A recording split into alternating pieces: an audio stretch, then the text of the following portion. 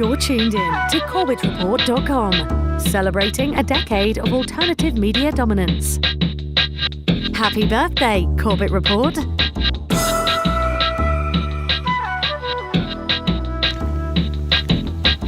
Welcome, my friends. Welcome to another edition of the Corbett Report. I'm your host, as always, James Corbett of CorbettReport.com, coming to you from the sunny climes of Western Japan, here on the first day of June 2017. And you are tuned into episode 318 of the Corbett Report podcast, celebrating the Corbett Report's decade of alternative media dominance. Because yes, that is correct. Today, June 1st, 2017, marks the 10-year mark since the beginning of the website and this podcast, with the launch of episode 1 on Investigate 9/11 on June 1st, 2007. And it's a story that you've probably heard by now if you listen to this podcast, but the long story short is that it was 2006 that a rather mundane event occurred in my life. I moved into a new apartment building here in Japan. There I was, living the humble life of an English instructor here in Japan, and moved into a new apartment that came with an internet connection. And it was the first time I'd had an internet connection in my home in a number of years. So I did what you did when you had a new internet connection in your home back in 2006. I started watching Google video and YouTube documentaries and following links to various websites and browsing archive.org and other places. And long story short, I fell down the rabbit hole, investigating 9/11 and the monetary paradigm and things of that nature. And so, it wasn't long before I decided the need to share this information with others. And that need manifested itself in this podcast and website that you are consuming right now. An incredible story from my vantage point, because it really does show that from very small acorns, mighty oaks do grow. And just to give you a sense of that, the first ever episode of the podcast, I simply mailed the link out to about 40 contacts in my contact list, friends and family and ex-coworkers and other people. And I think I had about 20 downloads that first week. And they weren't all regular listeners, let's put it that way. There were people who I think gave a sympathy click. And here we are now, with my voice reaching tens of thousands of people on a regular basis, millions of people in the aggregate. It is incredible, unthinkable.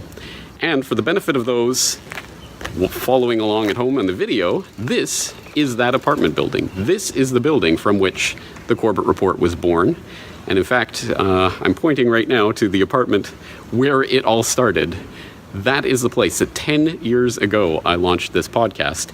It is incredible for me to think about that 10-year journey that I've been on, and where this has ultimately ended up, or so far ended up. It really is incredible. Now, as I say, you've probably heard that story about that apartment building if you've watched this podcast for any length of time, but you may not have heard the story about how the seeds for what I think became the Corbett Report were planted a couple of years earlier by some overzealous customs officials in Vancouver. That's an interesting story that I did relate to my subscribers back in a subscriber-only video that I did back in, it must have been 5 years ago, maybe 5.5 years ago now. As I've mentioned in a couple of interviews now, maybe you've heard me talk about this, maybe you haven't, but there's another aspect to my waking up story, and that's one of the stories that I guess everyone likes to hear from people when they start to encounter them as a source of information. It's how did you get involved in this? How did you wake up?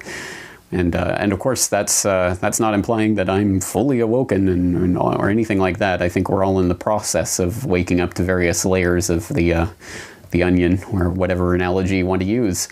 But for myself, I as everyone's heard, I have the story about moving into the new apartment and encountering YouTube-related videos and things about flying orbs on 9/11, and eventually running across some interesting information that really did bring up things about 9/11, and I started getting into that, and from that I found central banking fraud, and et cetera, et cetera. I think I've told that story quite a few times now, but one story that I've mentioned a couple of times now, that predates that and predates what I think of when I think of the Corbett Report was something that happened to me in the beginning part of 2006. The latter half, specifically around September when I moved into the new apartment, was when I really started doing the research that it became the Corbett Report, which then was launched in June 2007. But at the beginning of 2006, I was here in Japan, and I had to go back to Canada for my friend's wedding. I was the best man, so I had to go.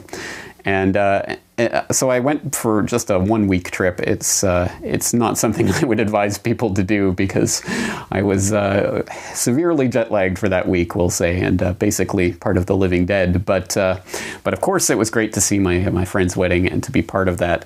So I was going back for a week, and as I was coming from Japan into Vancouver to then go back to Calgary to go to my friend's wedding, I had to clear Canadian customs, so I was going through and being slightly, jet lagged or whatever it is after sitting on a plane for 8 or 9 hours or however long it is, and then getting back to my home and native land in Canada and being able to speak English again to people randomly. That's something you take for granted probably wherever you might be, but I certainly can't because I'm here in Japan.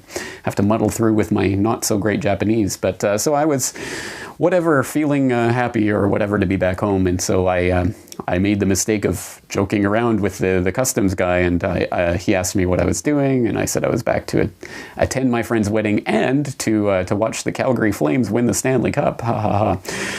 Because we were in Vancouver Canucks, Calgary Flames. If you're Canadian, you don't get it. But anyway, it's just a sports thing. And he just sort of nods and makes a little scribble on my customs declaration form that I guess meant something like "this guy is flagged," and gives it to me. So I go to get my bags, and as I'm waiting there, this security woman comes up to me and says, "When you get your bag, you got to come with me. We're going to check you out or whatever." So I thought, oh, great. And at the time, I had a bit of a beard, so and I was a single man traveling alone with a beard. I mean, clearly, must be a terrorist. So I thought, well, okay, this is going to be interesting. So I get my bag, and we go into their little back room where they have people. I mean, they have the space for you to open up your bag, and they go through everything, and you put all of your underwear and everything out on the table for them to look through. Literally, looking through your underwear, lovely.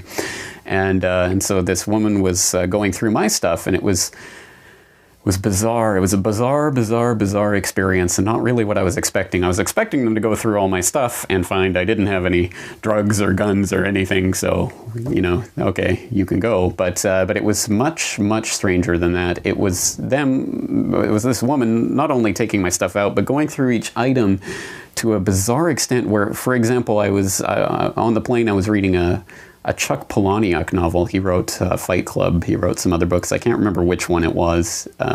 Not a particularly interesting one. And she takes a look at the book and the cover and looks at me and like, oh, do you enjoy this book? And she said it in kind of a meaningful way, like this answer is going to say something about me. And I'm just sitting there thinking, what? And so I just tried to answer as honestly as possible. Well, it was an interesting, or I thought it's kind of interesting, but it's not really my thing, or something like that. And then she goes into my phone, which I had on me. It was a Japanese phone, and at the time it had nice color photographs, which was kind of I don't know, we're talking 6 or 7 years ago. It was still pretty interesting back then. But she was wondering why I didn't have so many photos on my phone. It was just a few. And I'm like, well, it's a new phone. And so there was all that rigmarole. And she was, oh, who's this? Who's this? Looking at the photos on my phone. Oh, it's my friend. I just took a picture of my friend. What is this? Like, what am I supposed to say? But anyway, I knew it was all part of the game. So I'm just playing along with it. Yes, answering the questions. And then they find my diary in my bags, and she takes it out and she starts leafing through my diary and reading bits and pieces of it, as they do, I guess. And at the time, I remember thinking, this is so bizarre. Like, I don't know what my rights are. Do I have the right to say to this customs official, no, you can't say that. You can't read this. You can't look at that. Or this is my private stuff. Why are you reading it? But then I'd look like a terrorist. And of course, I was still in the pre-Corbett Report mindset, so I didn't really know what to do in that situation. I didn't know that it was going to be a problem or anything of that sort. So I'm just thinking, well, this is really bizarre. Until she says, I'd like to take a photocopy of this. Is that all right? And again, I'm thinking, well, what does that mean? You're going to go and take a photocopy of this? So I'm assuming somewhere in the records of that visit, I guess the Canadian government has on file a photocopy of some of my diary. So I figured if the Canadian government has some of this, why don't I share it with you? And I thought it was particularly funny, not in a ha-ha way, obviously, but particularly funny that one of the entries in my diary specifically, I thought might have caught their eye if they were looking hard enough. So I'll read it for you because it's, well, it was something that I wrote at the time. It's more metaphorical or sort of a grand abstraction because I had and have harbored in the past grand ideas that I'd become sort of a literary sensation. I always wanted to be a writer, so, the type of pretentious literary diary that I kept for many years and still occasionally write in. But anyway, this one was from, I guess this is the 12th of June. Or no, that would be December 6th, 2005. And I wrote this as on a whim, as something that occurred to me that particular day. Never trust anyone who dreams of a glorious death, a sacrificial death, a death that will somehow justify a life. Or, to put it another way, never trust anyone. Starry-eyed dreamers, all of us, facing the firing squad of a tyrant without a blindfold, staring them in the eyes and telling them to aim for the heart so that future generations will be able to decode the true meaning of this moment. Or to rush into the burning building at the cry of an infant never to return. Or to stare down a mugger with a knife, look him right in the eye and tell him, "You're not afraid to die." Cancers born from guilt, accidents of bad conscience, the most selfless of sacrifices, the needless taking of lives, all ways of finding meaning in that which is nothing but the end of meaning. The fetishization is the danger. We are all suicide bombers. Dun, dun, dun. So you can see how a customs official at an airport might find that to be an interesting statement that they'd want to take a photocopy of, because I must clearly be a terrorist. So as I say, I'm sure the Canadian government has some file on me somewhere.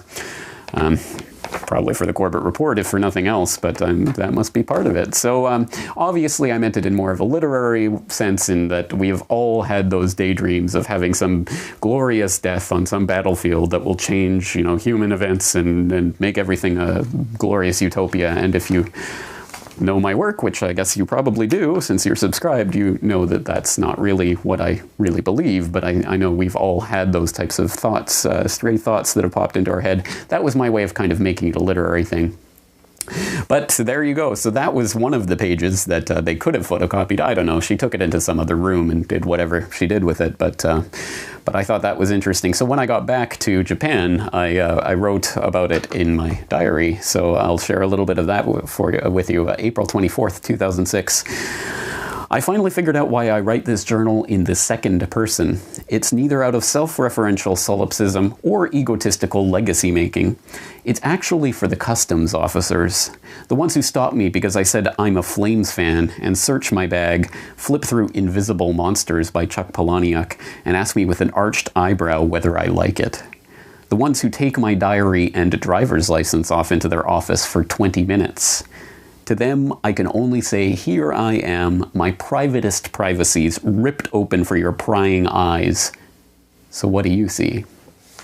Anyway, just some literary pretensions from my diary that apparently was interesting enough that the Canadian government wanted their hands on it. But as I've said in a couple of interviews now, that was one of the incidents that really, in some ways, prepared the soil for the planting of the seeds that became the Corbett Report. Because I think with a lot of us, until this police state really reaches its dirty fingers into our lives in some meaningful way, we don't really understand, and we'll never really understand it.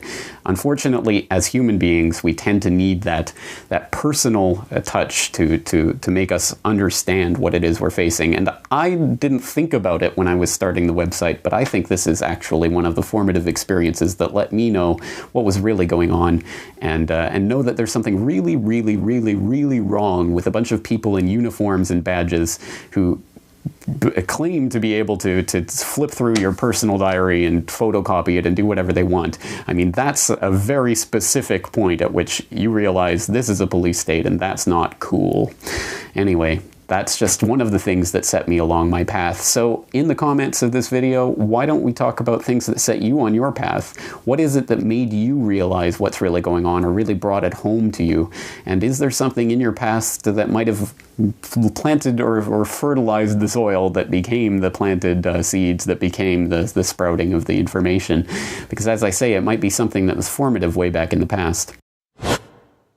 We are all suicide bombers. Ooh. Yes, interesting indeed, the way that, as I say, the soil can be fertilized and then the seeds later planted. And that was just one of the earlier aspects of my coming to, I think, start the Corbett Report before I even thought about starting the Corbett Report, if you know what I mean. At any rate, again, that was something that I shared back with the subscribers in a subscriber-only video something like 5 years ago now. So it is interesting to look back at the formative experiences in one's life and what really sets you on the path to where you end up. And it is also interesting to take a look at some of those things from the former life. So I just showed you the apartment where it all started. And I have in my hands right here another extra little treat for the people watching the video at home. The laptop from which it all started.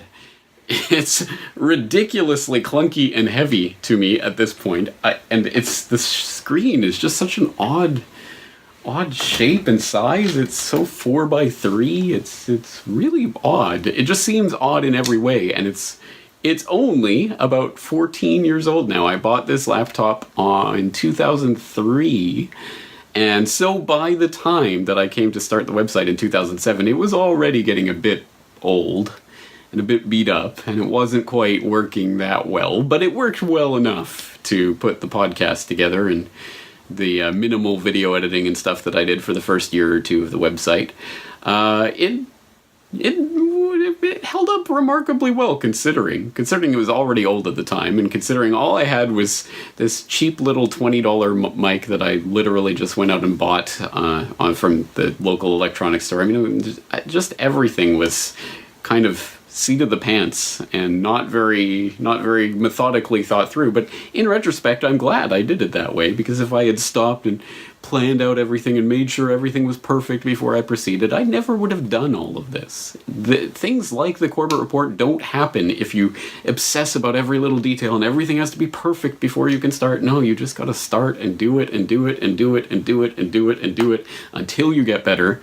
And I'm sorry for the audio quality or lack thereof in the early podcasts, but hey, it is what it is, and it's a guy learning how to do it as he's going. That's literally what this is about. So this is the laptop that I started the website on and ran it for, I think, 2 years. It was 2009 before I got my first desktop, really. And wow. And so it did pretty well. It almost can boot up now. I mean, it boots up and you can get at least the desktop.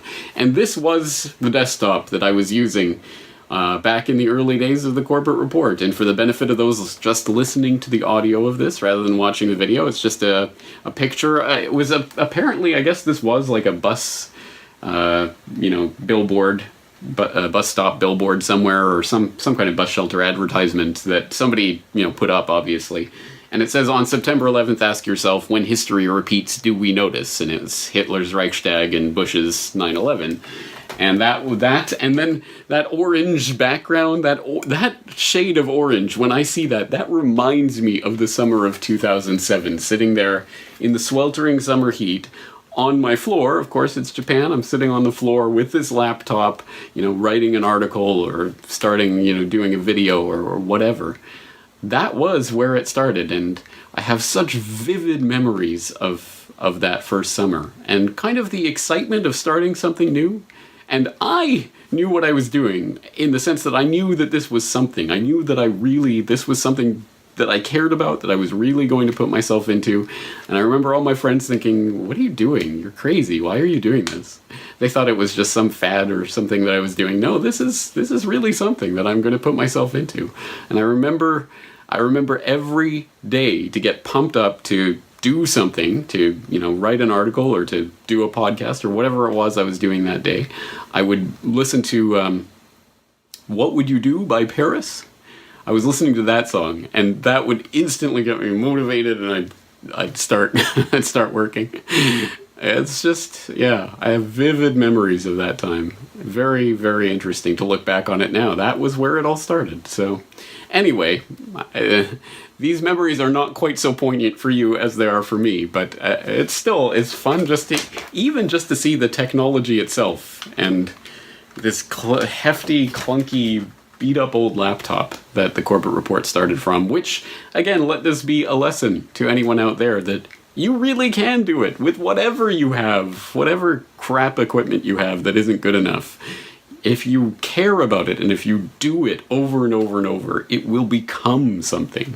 And it's the process of becoming that is why we're here on this planet, if we want to get really big and think about the big issues. But anyway, but of course I'm not here by myself doing this. Well, I am, technically, literally, I'm in an empty room talking to myself at the moment, as I guess I often do. But there are people out there that are receiving this in one way or another. So I did ask for your 10th anniversary messages, and I received a lot of different messages, some very interesting and creative ones, including some sort of reimagining of a Corbett Report theme or theme song by an Australian rock band that has asked to remain anonymous. And I know what you're thinking. It is not Brock West. It has nothing to do with Brock. He is not the other anonymous Australian rock band. It is an Australian rock band. That's all I'm permitted to say. That has made this reimagining of the Corbett Report theme that I will be playing for you at the end of this episode. So please do stick around for that. It's just incredible, and I'm always excited for that sort of stuff. So if there are any other rock stars or anyone else listening with that kind of ability, please do send stuff in. I will absolutely use it on the podcast. I do appreciate that. And on top of that, all sorts of happy 10th anniversary messages. So let's just hear some of the feedback that I got over the past few weeks. Around 2012, I became interested in how the money system works. Things like fractional reserve banking, the petrodollar. There were many people talking about these things at the time, but the thing that set James apart was how much detail he went into and how he always provided the sources to everything he spoke about and never tried to exaggerate. And that's still true up to this day. So, James, congratulations on 10 years, and here's to another 10. Thanks, mate. James, William Spencer in Kentucky, U.S. I got turned on to your work after the 2016 election when I was distraught. I was an 82-year-old follower of G. Edward Griffin, who turned me on to you. How Big Oil Conquered the World was very shocking. There's a lot of other very shocking things, and I've gotten a new paradigm as a result of following your work and other things you've turned me on to, like NewsBud and Global Research. James, I want to say that How Big Oil Conquered the World was one of the big shockers, and your interviews with Connie Fogel of Canada really helped me. She acknowledges the emotional thing people go through when they have a paradigm change and they go through the veil and see what's really going on. So that's really good. And I also appreciate you've incorporated and respected a lot of people who you might not share all of your views with. And I think that's really important for us to do in this world. One of the key ones is Alex Jones. I don't agree with all of his stuff, but he's had some amazing whistleblower type interviews, and his work's got to be respected. So, James, thank you very much for your work. I am a subscriber, and I also have purchased some of your material, so thank you again. Hi, James. My online moniker is IasBloke, and I'm speaking to you from the surprisingly dry and sunny climes of southernmost Ireland. So congratulations on your 10th anniversary. It's quite a remarkable achievement. And I know that I won't be the first to express the hope that we will be blessed with your broadcast for many, many years to come. I stumbled down the rabbit hole in late 2012 and came across you fairly soon after. I remember being particularly struck by your piece after the Boston bomb and your observation that the war on terror had already been lost. So, yeah, pretty soon after that, I found myself working through your extensive and impressive archive. Thing I love most about the Corbett Report is that even though many of the subjects you cover can be pretty depressing, you inject a lot of humour and hope into your broadcasts, and you equip people with the information to make their own minds up and also make their own contributions to building a world worth living in. So with that in mind, I think the piece you made after the birth of your daughter has to get an honourable mention in your hidden gem countdown, but the podcast I especially want to nominate is episode 277, But What About the Roads, which literally blew my mind in a good way. So congratulations, and keep going. Hi, James. This is Demers from Brazil. The first time I came across your channel, I was looking for information or analysis on Stanley Kubrick and his films, because I am a big fan of Stanley Kubrick, and I keep watching his videos, his films on and on and on. So I am always very interested in his work and analysis of his work. So when I was searching for and watching videos about Stanley Kubrick, I came across your video entitled The Kubrick Question. I watched it thoroughly and I really enjoyed it. And one thing led to another. I began watching all your other videos, your analysis to news, special reports, documentaries, and also the New World Next Week videos. And now you are one of my main sources for alternative media analysis of current events. So I would like to congratulate you for your 10-year anniversary. And I really hope you keep up the good work. Okay? All the best, man. Bye. Hey, James. Congratulations on 10 years. I just wanted to say how much I appreciated your efforts in focusing on how important it is to have evidence. I think in today's modern media, it's easy to say, experts say, scientists say, intelligence officials say, and people will just buy it. With your show, it's always been about, here are the sources, here's how I've come to this conclusion, and here's why I believe what I believe. It makes it a little easier to show that maybe I'm not the crazy person, maybe the person who bought into these false ideas spread by the media is fallible, is maybe just, I don't want to blame them for it. And this is the hard situation about the whole thing. And I also like that you've contributed the term to the lexicon. And I don't know if it was you, but forensic journalism or open source journalism, because I do take your work seriously, and the work of you and others, I think, is helping to change a lot of people's minds, mine included. And congratulations on 10 years.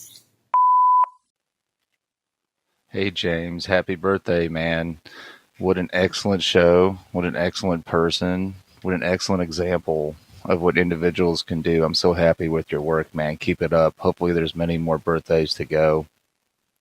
Hidden gems are replete through the years there. Like you said, it'll be really hard to pick, man. The technocracy videos are really, really good. The cake has to go to Hunting the Octopus, parts 1 and 2, man. What happened to Indira Singh? If anybody knows, they should contact you or have her contact the world so we know she's okay. The human race is good. We do care about her. We want to know what's going on. Don't ever stop what you're doing, man. Keep it up. Be good. Dear Mr. Corbett, well done, 10 years. Thank you very much for your library of articles, references, interviews, and documentaries on how the world actually works. Best of luck to you in the future. No, thank you Hugo, I really appreciate your message. You have a nice voice. You should do podcasting too. No, just kidding around. Seriously, all kidding aside, truly, honestly, thank you to each and every one of you for your messages. The various people sending in messages from all sorts of different media, and I truly do appreciate it. It really did make a difference, and it's fascinating for me to find the different ways that people first discovered my work. But this, of course, ends up very quickly becoming just a praise to myself, and everyone bow down to James Corbett, which of course is not the point of this.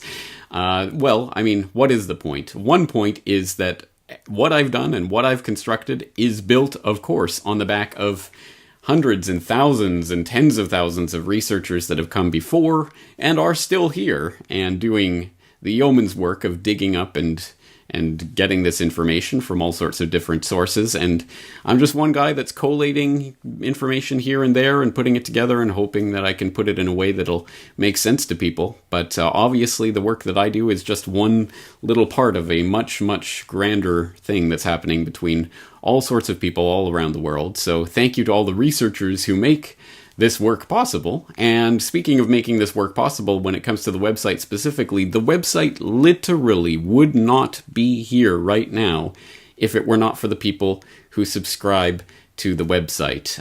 Literally, if I was still an English teacher full-time and had a family that I was dealing with, there's just absolutely no way that I could be doing the website right now. So it is because you guys had the faith in me and the work that I'm doing to entrust me with $1 per month or more in order to continue doing this work. It is because of that this website is here. So please do give yourself a big pat on the back. And on the related note, if you've been listening over the past 10 years and you haven't yet contributed the $1 a month, I would truly appreciate it.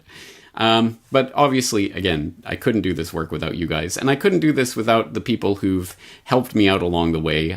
Too many to mention, and I don't want to start mentioning names, because when I start mentioning names, then other people will go, well, what about me? And oh, of course, you too, yes.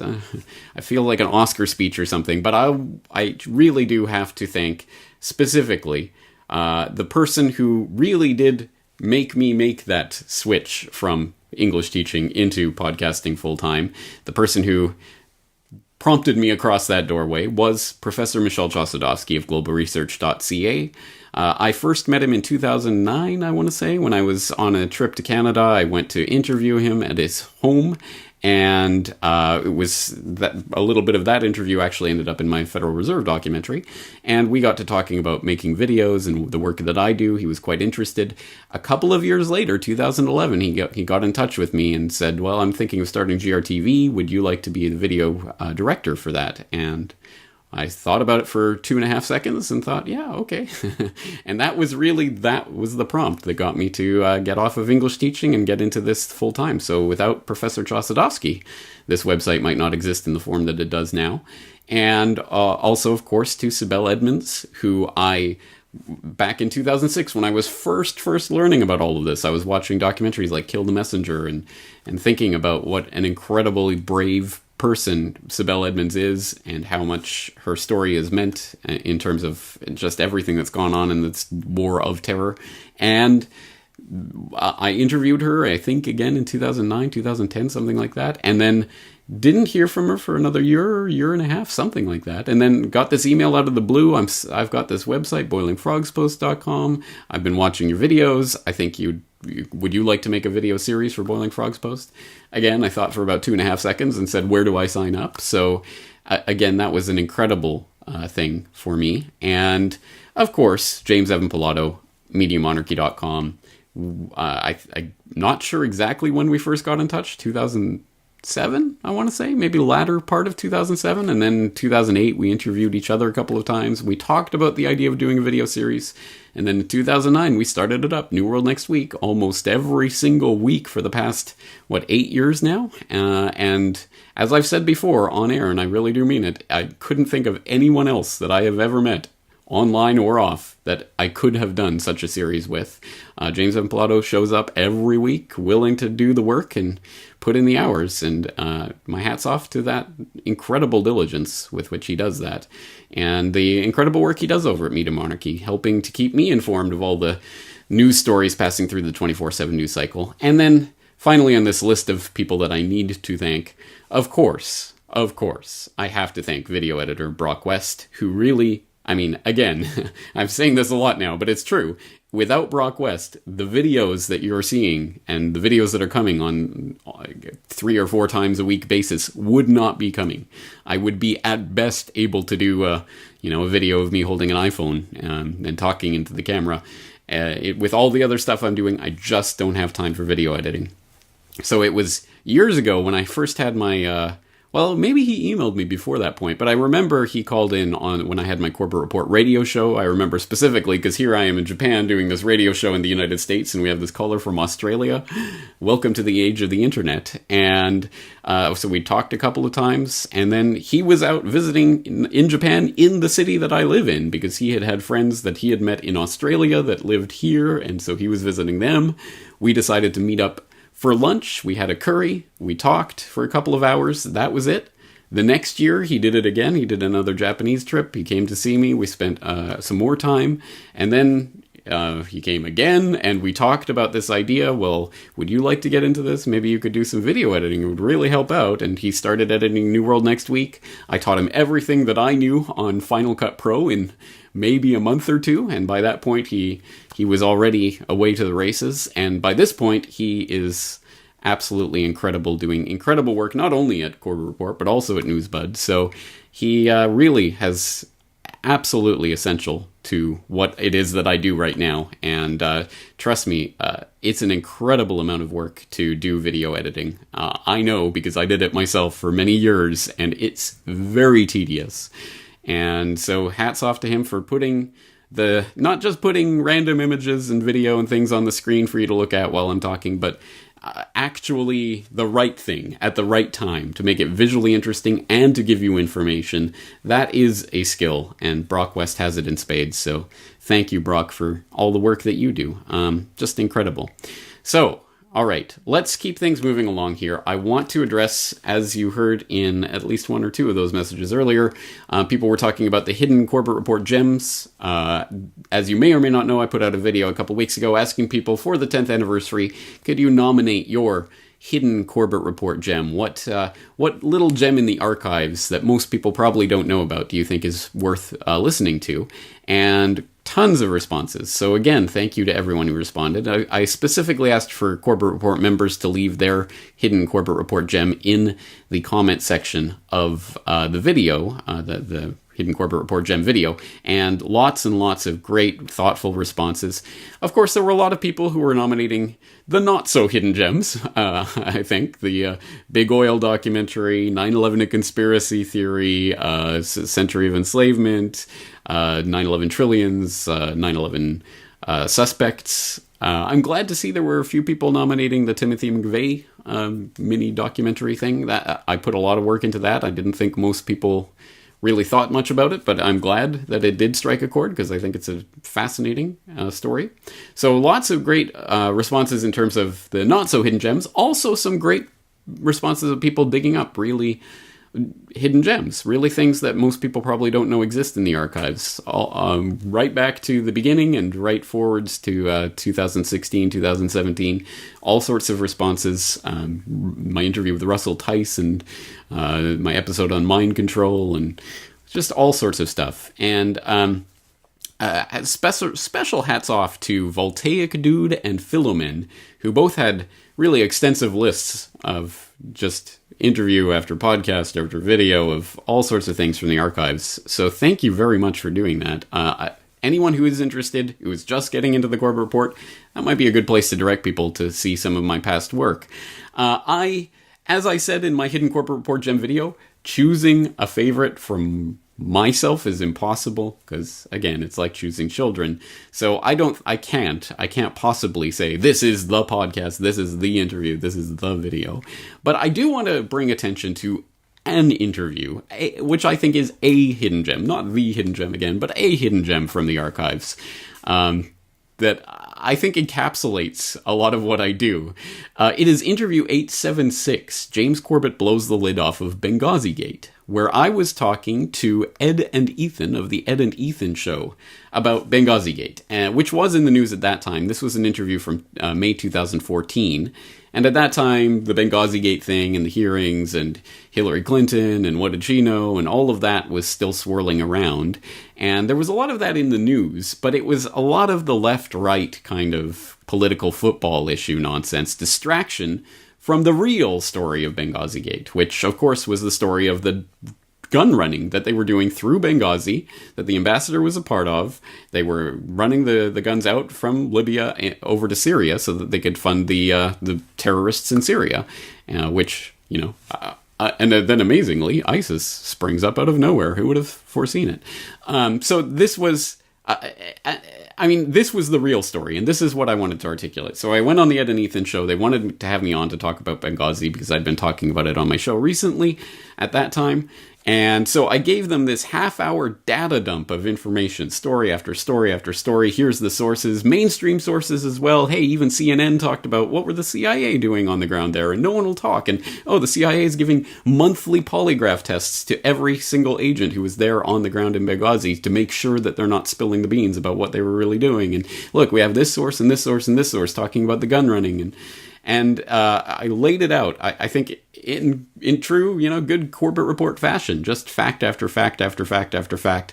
And after this half-hour data dump, one of the hosts, I can't remember which one, Ed or Ethan, had expressed beforehand that he's not really into these conspiracy things. And afterwards he said, this conspiracy stuff, I don't think that the governments can really pull this stuff off. So anyway, let's talk about blah, blah, blah. And it was just... pretty much an encapsulation of, I'm sure, what we all experience. Give fact, fact, fact, detail, source, fact, link, source. And then, I don't really believe that conspiracy stuff. And then the funniest part is that by the next year, it was mainstream news, what I had been just telling them and laying out for them for half an hour. It was even on the talking head MSM by that point. Well, Jenna, this Defense Intelligence Agency report dated October 5th, 2012, and copied to the State Department, CIA, and senior military leadership, leaves no doubt that U.S. intelligence agencies were aware that lethal weapons were being shipped to Syria via the port of Benghazi. It reads in part, quote, weapons from the former Libya military stockpiles were shipped from the port of Benghazi, Libya, to the port of Banias and the port of Borj Islam, Syria. The weapons shipped during late August 2012 were sniper rifles, RPGs, and 125mm and 155mm howitzers missiles. But in a recent interview with Fox's Brett Baer, the former acting CIA director skirted the weapons topic and what the U.S. knew about it. Were CIA officers tracking the movement of weapons from Libya to Syria? Can't talk about that. Can't talk about it? Can't talk about it. So are you saying categorically that the U.S. government and the CIA played no role whatsoever in the movement of weapons from Libya to Syria? Yes, we played no role. Now, whether we were watching other people do it, I can't talk about it. So, what are you going to do? You can lead the horses to water, but you can't make them actually look at the sources, I guess. Anyway, well, there you go. And that's no aspersion against Ed or Ethan in their show. It's just that was a nice encapsulation of what it's like for people doing this type of work. And I'm sure most of the people in the audience has had that experience at some point. So I think they can probably relate to it. But again, I think it's probably worth re-listening to just to get, up to speed on Benghazi Gate, or at least where it stood in 2014. Lots of interesting information in that one. But if I'm going to pick my favorite hidden Corbett Report gem from the list of hidden Corbett Report gems that were in that particular thread up on the website, I'm going to have to really give my thanks to NAMCC, user NAMCC, for nominating a video that he didn't remember the name of. He was just describing it. And then Home Remedy Supply, who, again, hats off, does incredible work in the comments section, giving tons and tons of sources and links and interesting information. He came in with the link to this video, which is not that old, so I'm not sure it's hidden somewhere in the back archives of the Corbett Report, but at any rate, it's probably one that a lot of people haven't seen yet, and I think it perfectly really does get to the heart of my main message. If I had to instill what I do and why I do it and why it's important and what I hope to accomplish into 6 minutes or so, this would be it. It was a video that I released on November 9th, 2016, here in Japan, which was November 8th, 2016 in the United States, aka Selection Day, when people were busy voting for their puppet master of choice. And I wanted to make a video that wasn't about the selection of which puppet will rule over the planet or the American Empire for 4 to 8 years. I wanted to make a video that addressed the real heart of the issue that we're facing and what we can do about it. And this was the video that resulted. Only love can defeat the New World Order. So back in my previous incarnation as a school teacher here in Japan, those many years ago, I, as one of my gigs, was teaching at a kindergarten, where one day there was the 4 and 5-year-olds were creating little flags because there was going to be a marathon race in the town. It was a big deal, so they were going to stand and cheer the racers on. So they had to color these flags, and it was, I think, a free coloring activity. It was just basically a square piece of paper or a rectangular piece of paper they could color any way they want. So they're coloring them like 4 and 5-year-olds would, just making random scribbles and swirls of color. But one of the little girls, obviously naturally talented and careful, was carefully coloring a very beautiful little rainbow pattern, very carefully making little sections into different colors, and it looked very nice compared to the random scribbles of the other children. And I watched as they were all doing this activity, and then I saw as the girl next to the girl that was doing the nice rainbow pattern looked over and saw how beautiful that rainbow pattern looked, and then looked at her own drawing and saw it was just a random mess of scribbles and didn't look very good at all. Even a 4 or 5-year-old can see the difference. And I could see the gears turning in this little girl's head as she saw this, and obviously was jealous and maybe somewhat ashamed of her own scribbles and how it was obviously such a better drawing. You could see that she was getting frustrated and angry about this, and then, of course, inevitably, she takes one of her crayons and starts scribbling all over the beautiful flag that the other girl was drawing. That moment stuck in my mind as a moment that describes something about human nature, or at least the worst part of our human nature, which is, of course, jealousy, greed, our wish not just to be as good as someone else, but our wish for their thing that they have created to be as bad, as ugly, as messy as ours. It's not just that we want to be up at someone else's higher level, we want to drag them down to our level. And that, again, I think is an important thing to understand. It's an important moment because to me, that very amply describes the way that the powers that shouldn't be, the psychopathic, disgusting criminals that have commandeered the highest levels of power in the world, not just governmental, but financial and corporate and economic in various ways, that is their mindset and mentality. It is not, of course, about creation. It is not about the creation of beautiful things. It is not about lifting people up to a higher level. It is not about aspiring to be at a higher level. It is about trying to bring everyone down. It is easier to destroy than it is to create. It is easier to be jealous and greedy and hate the other person than it is to create something beautiful of your own, or to appreciate what you have, or to appreciate someone else for the gifts that they have without being jealous and without hatred.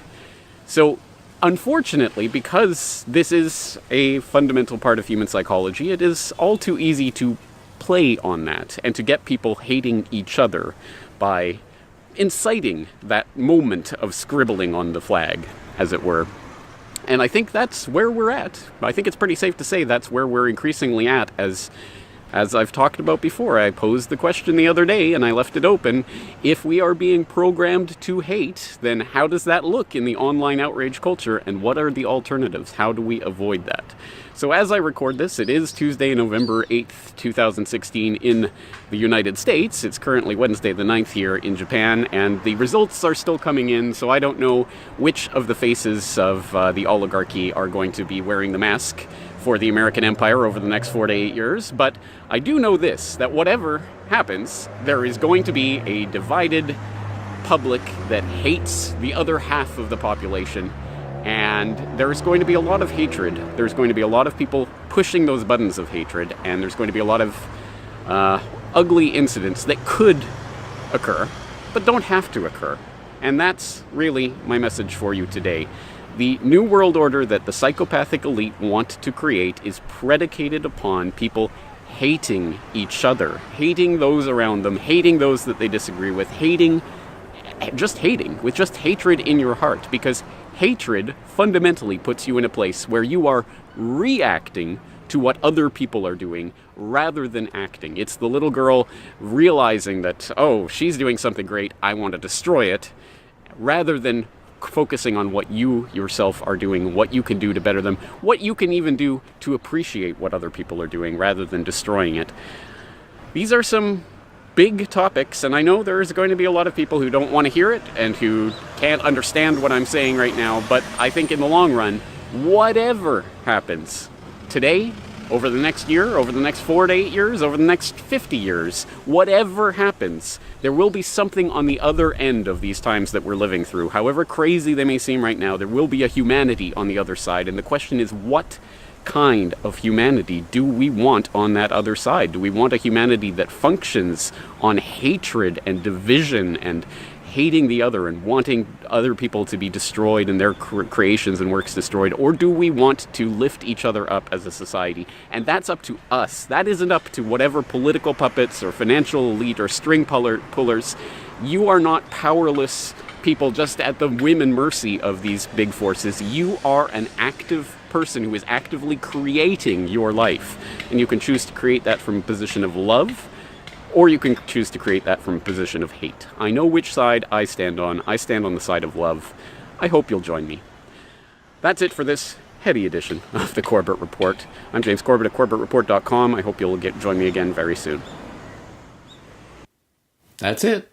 Only love can defeat the New World Order. It's a simple message in some ways, but if I had to condense and distill my message down to one simple message, that would be it. So I think that is a pretty important gem from the Corbett Report archives. So thank you again to NAMCC for recommending or nominating that particular gem. And as I said in my video announcing this hidden Corbett Report gem contest, I did say that I would choose a user who submits their idea to win a mysterious as yet to be named prize. And since I just played your nomination, NAMCC, I will nominate you as one of the co-winners of this prize. But since that's not very dramatic and not random enough, people might feel cheated. So I have gone to the trouble of writing every single user name, Corbett Report user, who did nominate a video for this, or a thing for this hidden Corbett Report gem, and I wrote it down on these little pieces of paper. I've scrunched into balls. For example, there's Jakester. Again, just to make sure that you know that this is all legit, I'll open up another one for the benefit of those listening at home. This is Deflamus. So again, every single user who did nominate a hidden Corbett Report gem, I've put your username in on a ball here and put it in a Corbett Report hat, a nice little straw Japanese hat that I have lying around here.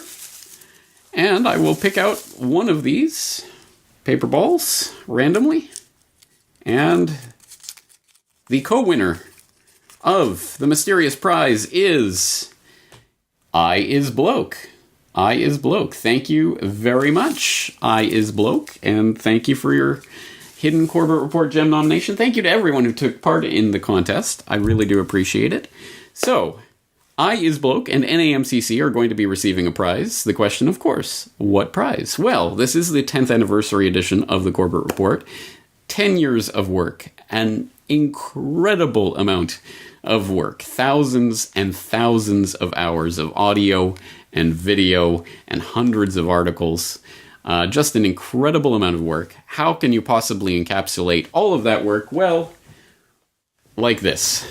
I have gone to the trouble of redesigning all of the data DVDs so that they have a nice spiffy new package. And I am now, for the first time, releasing 2012 through 2016. So for those of you who have no idea what this is, the data DVDs are DVDs, literally data DVDs, that you can put in your computer, and they have every single article, every podcast, every interview, every video of the Corbett Report in that particular year. So the first disc is 2007/2008, because I started in June 2007. So 2007, 2008, every single thing that I did is on this data DVD that you can pop it into your computer and you can download all the files to your computer. You can put them on your phone, whatever it is. They're here. They're ready to go. Of course, all these interviews, all these podcasts, all these videos are available for free download on my site anyway, but here they are in handy DVD form so that you don't have to worry about internet connections or internet censorship or long download times or whatever. It's here. It's encapsulated in a single. In this case, it's one disc. 2007, 2008 is one disc. 2009, again, is one disc. 2010 is, in fact, two discs. 2011, two discs. 2012 gets a bit crazy. 2012 is literally... they're falling out. There's so many of them. If you're... all the cases are going to fall now, too.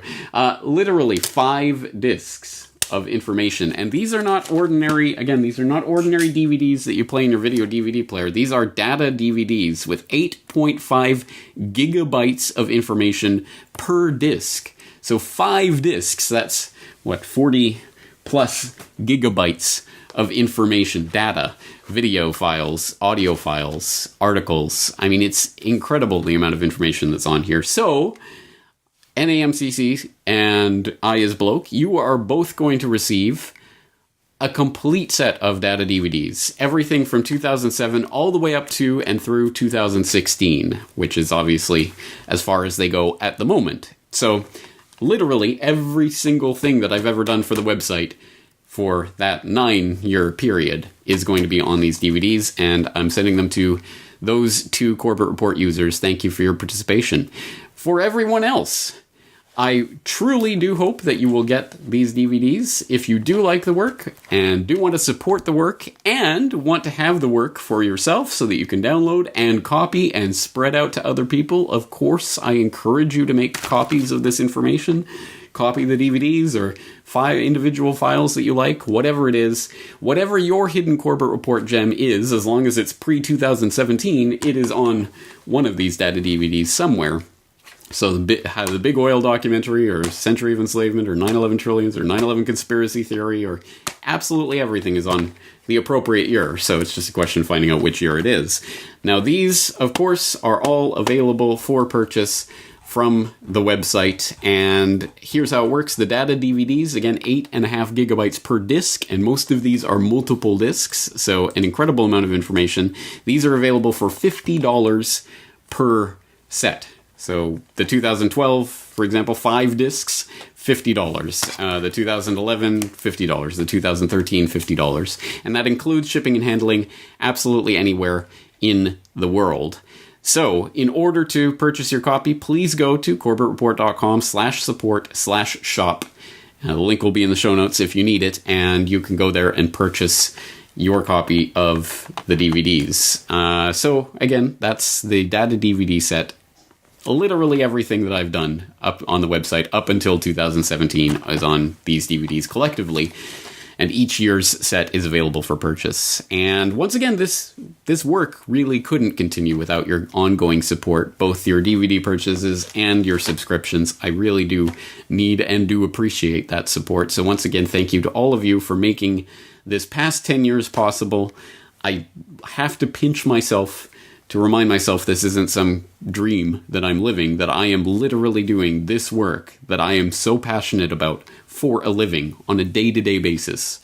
That is incredible. That is a blessing and an opportunity that not a lot of people have in this life. I'm very, very much aware of that. So I'm going to continue doing the work, and don't worry, I'm not going to talk about myself or my website or the work again for another 10 years. So we'll do this once every 10 years. You'll allow me that indulgence, I hope. And let's make this next decade another decade of dominance, not about the Corbett Report, but about free humanity, waking up and implementing the solutions that will ultimately defeat the New World Order. And again, it's all about love. At the end of the day, it is about love. So, on that note, we're going to end this edition of the Corbett Report podcast here. Once again, couldn't do it without all of you. Thank you very much for all the support you've given over the past 10 years.